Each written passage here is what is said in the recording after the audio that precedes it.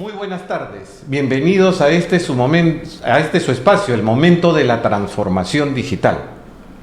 El mundo está viviendo, aunque parezca mentira, en el siglo XXI, guerras, ¿no? La última que se acaba de desatar hace unas 3 semanas ya es la guerra entre Estados Unidos e Irán. Y la pregunta acá es cómo han evolucionado las guerras. Hablamos ahora de ciberguerras. Existen guerras híbridas. Vamos a poder entrar en qué cosas se está llevando, de qué manera se lleva una ciberguerra, y para eso tenemos a un invitado muy especial, al coronel Jorge Abanto, coronel en retiro Jorge Abanto, quien nos acompaña el día de hoy. Estimado Jorge, muy buenas tardes, bienvenido al programa.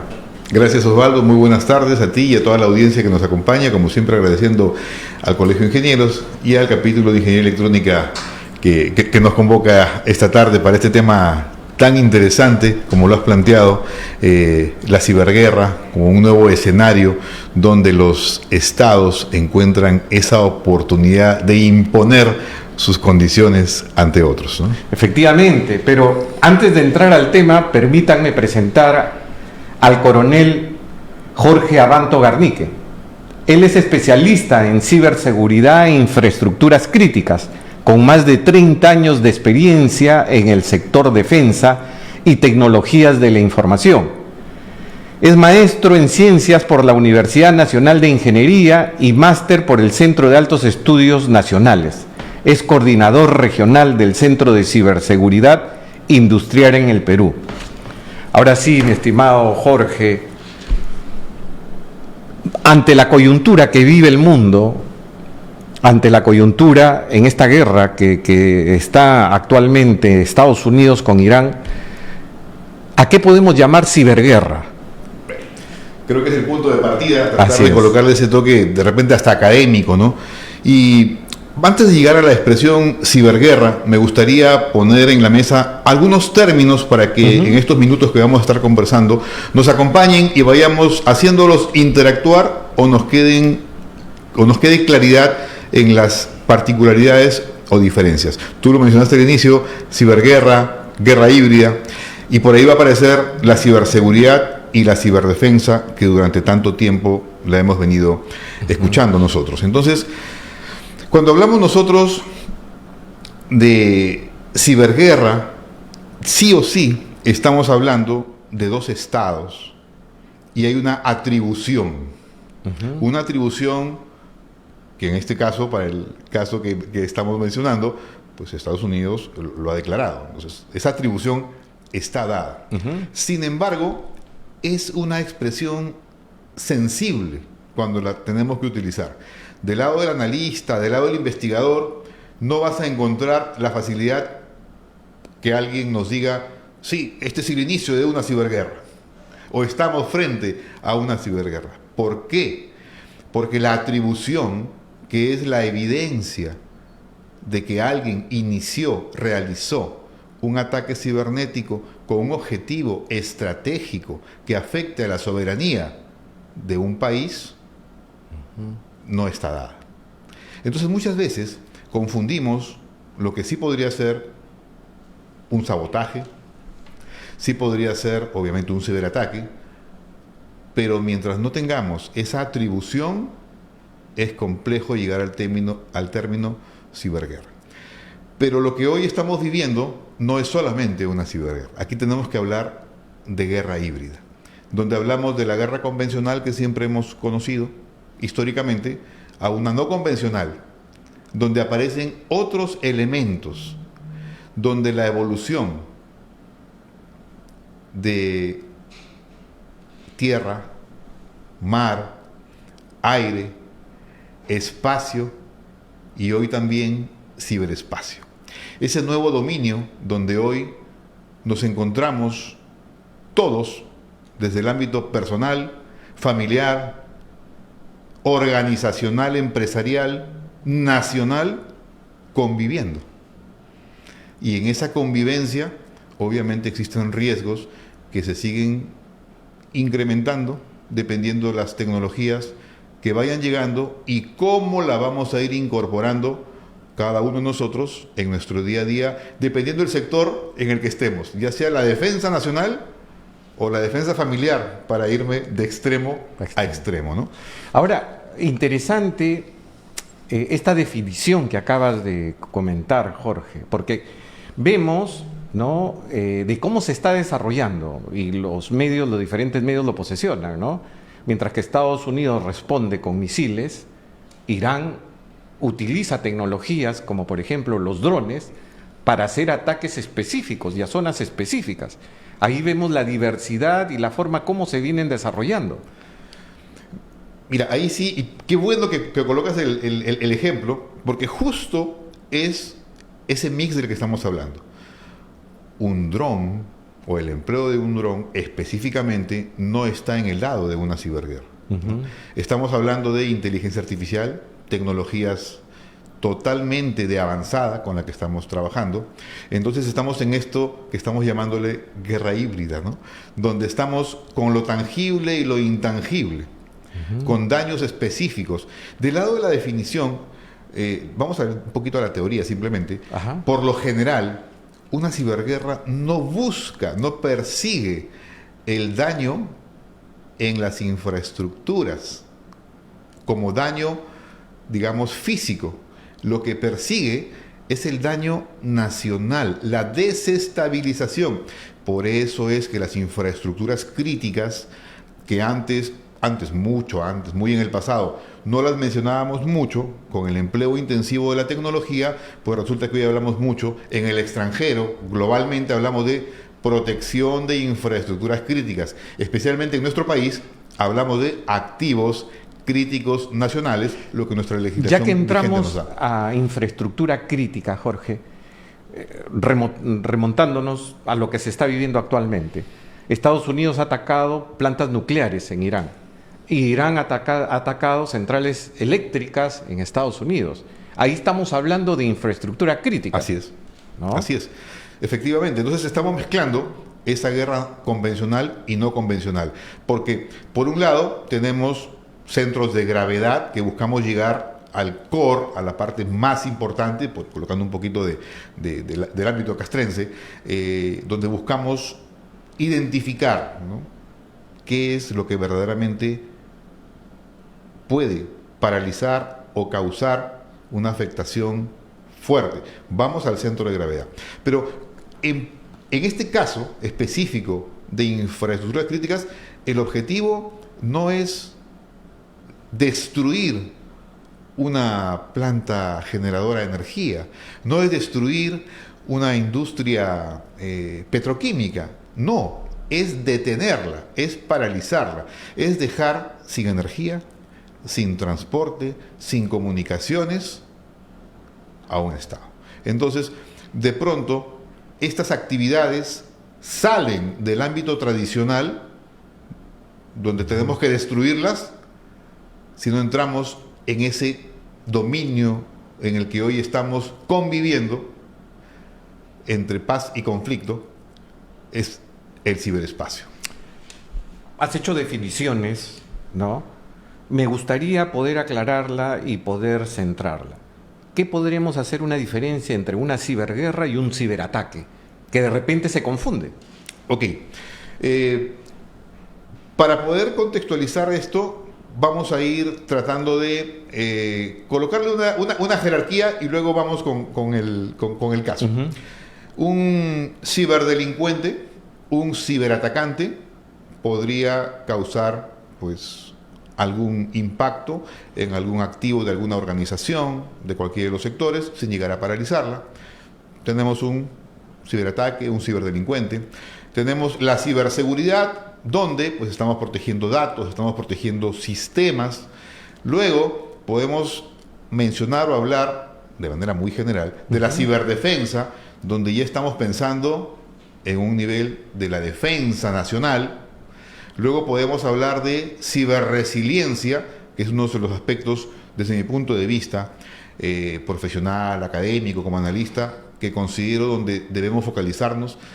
es esta capacidad de ciberresiliencia. Pero seguimos hablando de la ciberdefensa, la ciberresiliencia. Podríamos llegar a seguir agregando ciber o cyber por ahí, pero lleguemos a la ciberguerra y luego lleguemos a la guerra híbrida, que es lo que hoy estamos viendo. Mira cómo este ciberataque, que lo puse como un ejemplo, lo puse al inicio y luego fui avanzando con algunos términos, a veces para poder colocar la magnitud, porque un ciberataque puede ser, dependiendo del impacto que éste cause, considerado de un nivel mínimo, que no requiere ni siquiera la activación de un comité de crisis, que hoy todas las organizaciones, en su mayoría, y los activos críticos ya los tienen, tú lo conoces. Entonces, este comité de crisis, que es parte de la organización, que tiene a los C-level adecuados, vinculados a lo más crítico, por no entrar en detalle, de una organización, pues está ahí para que, llegado el momento, proceda a tomar decisiones, porque el incidente tecnológico dejó de ser tecnológico y eleva a ser un incidente que impacta al negocio. Sea el negocio la rentabilidad, para ir a un lado financiero o cualquier organización, o sea el impacto de parar un servicio de energía, y no puede ir la decisión a nivel técnico o tecnológico, tiene que ir a la decisión del negocio. Entonces, un ciberataque, dependiendo de la magnitud de podríamos llevarlo a cualquiera de los escenarios que pueda causarle cierto daño. Sin embargo, por más daño que cause, que paralice la energía o el transporte, este ciberataque, mientras no tenga esta palabra que hemos mencionado, la atribución, que es lo más complejo, porque el ciberatacante... Que lo hemos visto, ¿no? Hace 3 semanas Trump agarró y dijo: hemos declarado la guerra a Irán. Atribución. Lo atribuyó. Atribución. Así es. Pero ¿qué pasa cuando nosotros supongamos que un país determinado de pronto tiene un ciberataque que lo está evidenciando porque empieza con una denegación de servicio, y de pronto, pues, equipos que empiezan a fallar, de pronto equipos secuestrados, estamos hablando de ransomware, y de pronto ya no tiene control de su infraestructura y el servicio determinado cayó? ¿Fue un ciberataque? Sí. ¿Estamos frente a una ciberguerra? No. ¿Qué toca esperar? ¿Quién se atribuye? Que es la palabra que hasta los medios empiezan ya a publicar, ¿no? Claro. Apareció el colectivo X, no soy de mencionar nombres, nunca me ha gustado, ni para bien ni para mal, evito en lo posible mencionar algunos nombres. El colectivo tal se atribuyó el ciberataque tal, ok, se atribuyó. Pero la evidencia técnica nos dice, no, el origen es de tal país. Pero eso no quiere decir que verdaderamente sea tal país. Pueden ser equipos comprometidos en el país A, B, C o D, que están encubriendo a un verdadero, a otro, podría ser a otro país, podría ser simplemente a un tercero. Hay mucha contrata en el camino. Hoy existe ese mercado negro, como nosotros decimos, está la web, la deep web. Yendo a esto, ¿por qué es tan difícil determinar un ciberataque? ¿Quién lo origina? Mira, lo difícil es porque en este escenario digital en el que todos estamos, los diferentes servicios tienen la posibilidad de lograr el anonimato, porque estás globalmente interconectado. Como estamos globalmente interconectados, podemos estar con equipos secuestrados que a la vez se controlan desde otros equipos secuestrados, y encuentras una cadena interminable, que cuando llegas probablemente al objetivo, luego de muchos intentos de llegar por la trazabilidad, resulta que las evidencias ahí sí fueron, por último, destruidas al 100% y perdimos el rastro final. Por eso, ya que has mencionado este tema, existe por ahí una propuesta que habla de hacer una fragmentación del Internet, que tiene sus pros y sus contras, ¿no? Porque estamos en un mundo globalizado, ¿no? Entonces, así como nos movemos por la oferta y la demanda, también la información se mueve por la oferta y la demanda. Nosotros hoy estamos yendo en el ámbito del ciberespacio a donde queremos ir o a donde querramos ir. La organización nos pone los filtros correspondientes, por hablar de un web filter, pero finalmente, dejando de lado de la empresa, nuestra ética profesional o requerimiento profesional es el que nos pone una pauta hacia dónde ir y hacia dónde no ir. La pregunta es, ¿nos iríamos de paseo a la dark web? Definitivamente que como Osvaldo y como Jorge no nos iríamos, ¿no? Definitivamente que no. Nos podríamos ir a hacer un recorrido, obviamente, con nuestros avatars correspondientes, enmascarados con las IPs, obviamente no de nuestras organizaciones, utilizando todos los mecanismos posibles para cuidar lo más valioso que hoy cada una de las personas tenemos, y se llama la identidad digital, porque a través de esa identidad digital vamos dejando un rastro por todos los lugares que nos movemos en Internet. Jorge, nos has hecho definiciones. Yo quisiera acá aterrizar un poquito, tú, bajo tu experiencia como experto de la UNI, del CAEN, de Altos Estudios Militares, más tu experiencia, más de 30 años en la Fuerza Aérea del Perú, y has estado justo viendo temas de esta naturaleza al interno, ¿no? Si nos posicionáramos en nuestro país, en el Perú, ¿cómo ves la protección de infraestructuras críticas, ¿no? Y que cuán resilientes somos como país? Mira, esta es una pregunta natural, una pregunta que todos nos queremos hacer en todos los contextos. Y me puede pasar a mí, y me puede pasar a mí como Jorge Abanto, a mí como organización, a mí como país, a mí como infraestructura crítica de lo que estamos hablando. La misma pregunta se la hace Estados Unidos, se la hacen en Europa, se la hacen en Irán, para entrar en el contexto del que estamos hablando. Y la respuesta, desafortunadamente, es que todos venimos haciendo el esfuerzo por cubrir la mayor cantidad de brechas. Y en el Perú se viene haciendo desde hace ya mucho tiempo atrás. Sin embargo, a la vez que incrementamos los niveles de protección, las infraestructuras críticas empiezan cada vez más a estar conectadas, y cada vez más conectadas o digitalizadas. Entonces, mientras que por un lado las brechas tradicionales empezaron a cerrarse, por otro lado esas brechas empezaron a crecer en el ámbito digital. Entonces, si la pregunta es, ¿estamos protegidos? Sí estamos protegidos. Hace un rato te comentaba, yo soy de las personas que le gusta hablar del vaso medio lleno y no del vaso medio vacío. ¿Por qué? Porque debajo de las políticas, debajo del macroescenario, debajo de la estrategia, hay profesionales como tú y como yo que verdaderamente hay que darles la mano cuando llega el incidente, porque están haciendo un trabajo fuerte en el ámbito tecnológico, en el ámbito del CISO, en el ámbito de la estrategia y las políticas y las herramientas administrándose en el ciberespacio. Hay muchos administradores y muchas personas que su trabajo lo hacen excelente y 24/7.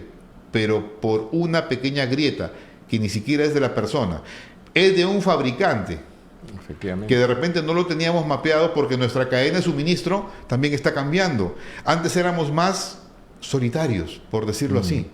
Hoy no somos tan solitarios. Cada organización empieza verdaderamente a tener una cadena de suministro, es decir, trabajamos cada vez más en colaboración. Nos enfocamos en el core de nuestro negocio y empezamos a tener aliados que muchas veces son parte de nuestra red. Efectivamente. Por los stocks, por las entregas, etcétera, etcétera. Y esas vulnerabilidades son las que podrían impactar. Entonces, resumiendo rápidamente, somos vulnerables al igual que cualquier otra infraestructura del planeta Tierra. Hemos tomado medidas, hace mucho tiempo que se vienen tomando medidas, que se vienen haciendo esfuerzos. ¿Son los mejores? Seguramente que siempre vamos a encontrar oportunidades de mejora. Tenemos normativa que separó la ciberseguridad, salió la ley de ciberdefensa con su reglamento, y hoy tenemos pues la claridad que tú administras, es tu responsabilidad, pero cuando sobrepasa tu capacidad de gestión de un incidente o la crisis exige que escales, existe un nivel superior donde está la máxima defensa, que está a través del comando conjunto, donde están las capacidades bajo de tu visión y la investigación propia que tú realizas, Jorge, en América Latina. ¿Cómo está América Latina? Mira, ¿cómo estamos en América Latina? En América Latina, justo te comentaba, ayer tuvimos nuestro evento La Voz de la Industria Lima, mañana lo tenemos La Voz de la Industria Ecuador, y justo presentamos algunos datos de qué es lo que está pasando en la región. ¿Qué es La Voz de la Industria, Jorge? Gracias. La Voz de la Industria es un encuentro que manejamos desde el Centro de Ciberseguridad Industrial, una organización sin fines de lucro que de la mano con Securance, organizaciones propias, que promovemos el conocimiento, buscamos juntar las tecnologías, las nuevas tendencias con los usuarios, buscando compartir las mejores prácticas, buscando incrementar la resiliencia en los profesionales, que a la vez se refleje en capacidades de resiliencia en las organizaciones, específicamente del ámbito industrial. Y muchas de las infraestructuras críticas están en el ámbito industrial. Entonces, en Latinoamérica, ¿qué es lo que estamos viendo? Que el lado industrial, que se digitalizó tanto, no ha creado sus propias reglas o sus propias áreas para el monitoreo y la gestión de incidentes, por ejemplo. ¿Qué es lo que han hecho? Una extensión de lo que ya teníamos en tecnología de información, en TI, en el lado empresarial. Sin embargo, las características son diferentes. Las características de TI son unas, las características del área de operaciones son diferentes. El proceso industrial requiere una atención diferente a un proceso de negocio en el ámbito empresarial. Entonces, en Latinoamérica, a diferencia de Europa y Norteamérica, el crecimiento es constante, pero no es el ideal. Si hacemos la pregunta, ¿a quién reporta un incidente de esta naturaleza? La gran mayoría de organizaciones lo termina reportando a tecnología de información. Interesante. En Latinoamérica. En Latinoamérica. Mientras que en otras partes ya empieza a crearse una propia área que se reporta la ciberseguridad industrial, tan al mismo nivel de estratégico como la seguridad en el ámbito de tecnología de información. En una ciberguerra, ¿qué es lo que se busca atacar, Jorge? ¿Cuál es el foco? En una ciberguerra, para ser prácticos y rápidos, es infraestructuras críticas. El foco es una infraestructura crítica. En ciberguerra, y vuelvo a hacer la diferencia de guerra híbrida, porque en guerra híbrida sí, me voy con drones, me voy con todo lo que pueda y me apoyo obviamente con la ciberguerra. Pero específicamente hablando de ciberguerra, es el ciberespacio. Es el ciberespacio, es ese medio intangible donde yo lo que busco es encontrar esas debilidades que hacen sostenible a mi adversario. Y cuando hablo de mi adversario, ya estamos hablando de países. No estamos hablando de empresas. Entonces, la connotación estratégica, nacional, de Estado a Estado, es lo que caracteriza. Y el foco siempre es estratégico. Nadie va a declarar una ciberguerra para quitarnos el internet en el colegio. Claro. O quitarnos la energía en el...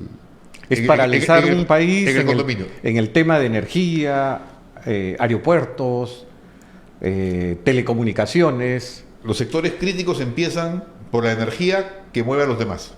Porque cayendo energía, paralizas. Tiene de los planes de contingencia, pero no todos al 100%. Y ahí quisiera aprovechar, ya que hemos tocado infraestructuras críticas, en esa preparación de la que todos hablamos, hemos encontrado una gran debilidad en la práctica. Y en la práctica es que nuestros planes de continuidad del negocio, nuestro plan B, es muy bueno en el papel. Pero ¿cuándo lo practicamos? ¿Cuándo sabemos de que realmente está funcionando? Nos está faltando. La debilidad, como parte de este estudio que presentamos el día de ayer, un estudio inicial, una de las grandes debilidades es que la cantidad de ciberejercicios o simulaciones son menores. Entonces, acuñamos este término, no acuñamos, se acuñó este término que me gusta y lo promuevo. Ciberresiliencia o resiliencia colectiva. ¿Y a dónde apuntamos? No podemos evitar que el ciberataque llegue mañana, que pueda afectar una infraestructura crítica. No lo podemos evitar porque se puede dar. Lo que debemos buscar es la capacidad de absorber, de minimizar el ciberataque y que podamos lograr la continuidad del servicio, la continuidad de las operaciones en condiciones inestables, críticas o estando bajo ataque, por un lado. Y por otro lado es la colaboración. En nuestro país, yendo al lado peruano, sí existe colaboración. El sector privado, el sector público colabora y tiene la intención de hacerlo. A veces lo que nos falta es algo de articulación. Estamos en el Colegio de Ingenieros, es un gran articulador, juntando academia, sector público, sector privado, ¿no? Nos hemos conocido en el pasado como telcos, juntando telcos, juntando... justo infraestructuras críticas a través del Ministerio de Defensa. Así es.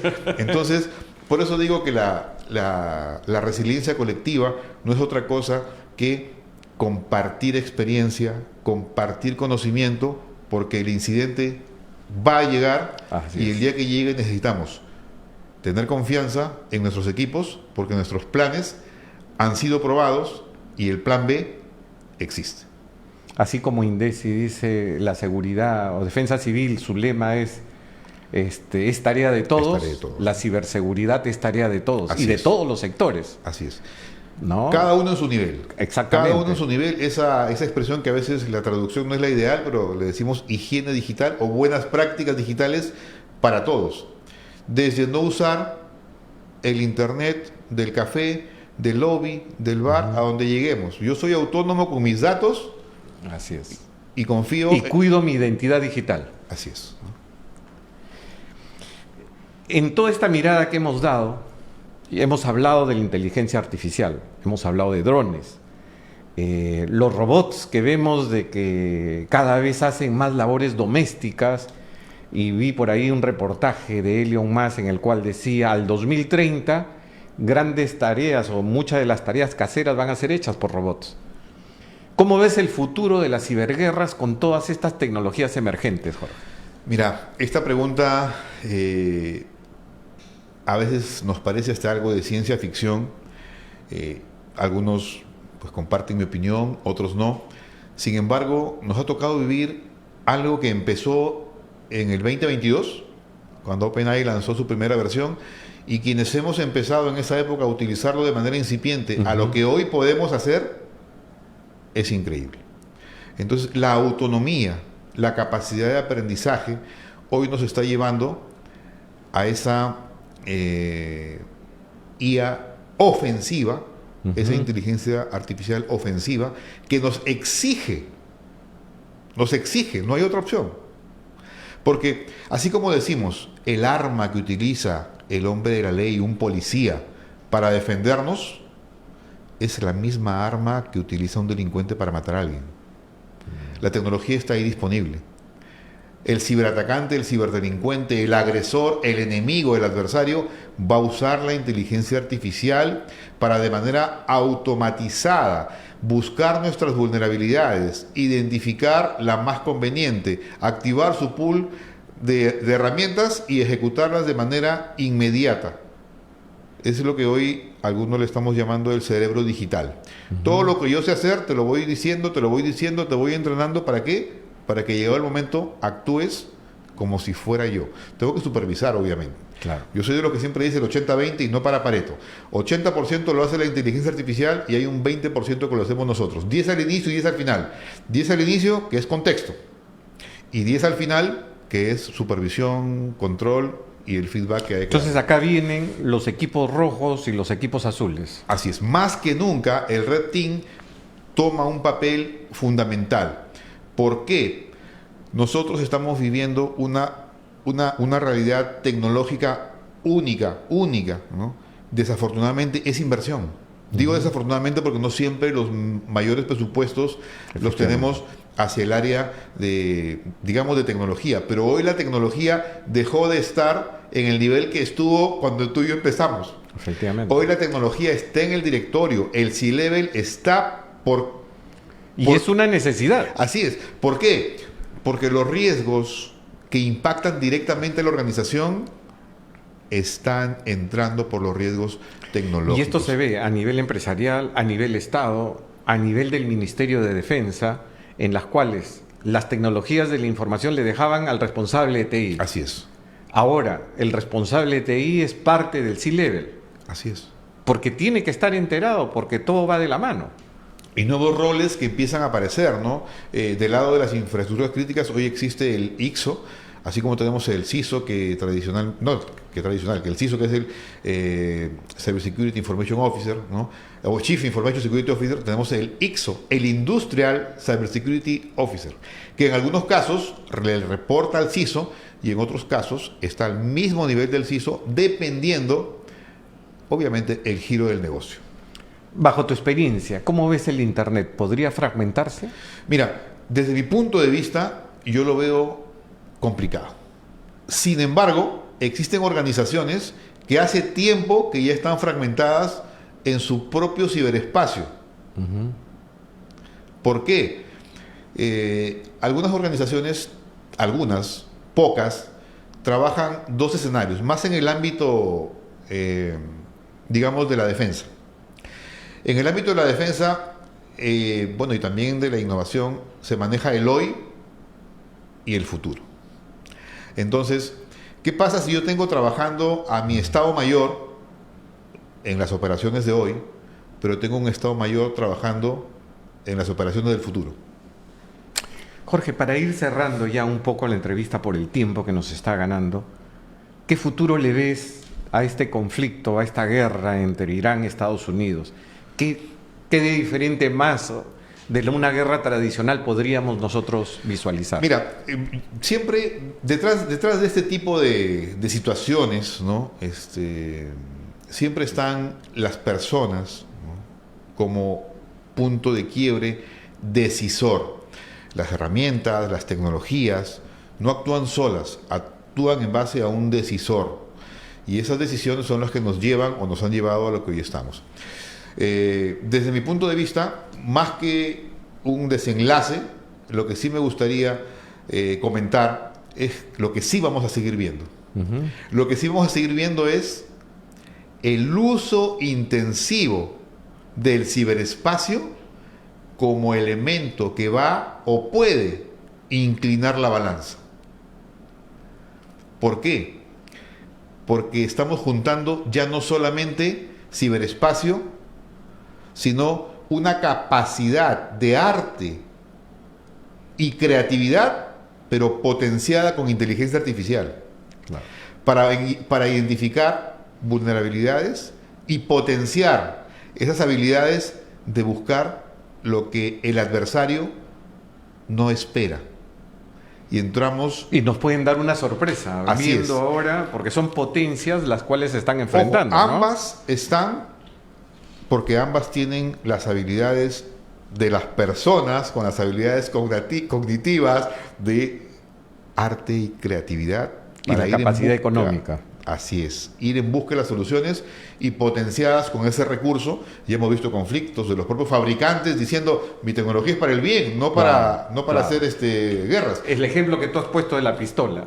Es lo que tenemos hoy en día, nos ha tocado vivir y definitivamente tenemos que estar preparados para estos escenarios, como siempre buscando ser resilientes. Nuestro plan de continuidad del negocio. Se te va un operador, se te va un ISP, pues debería tener un ISP de backup o de respaldo. Así es. Si es que me interesa la continuidad de mi servicio, en el escenario que esté. Siempre pongo los escenarios de extremo a extremo, desde el lado de la infraestructura crítica y desde el lado personal familiar. ¿Qué rol debe de cumplir ante todo esto la academia, la ingeniería, para hacer un mensaje a los que nos están escuchando? Sí, mira, definitivamente el rol de la academia, el rol del Colegio de Ingenieros y los diferentes capítulos, yo creo que es el rol que ya viene realizando, y es llevar la mayor cantidad de información a quienes están hoy tomando decisiones y requieren conocer lo que está pasando. El modelo tradicional ya cambió.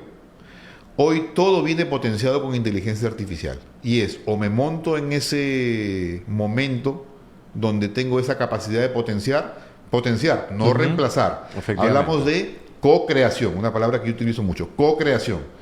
Trabajamos con alguien.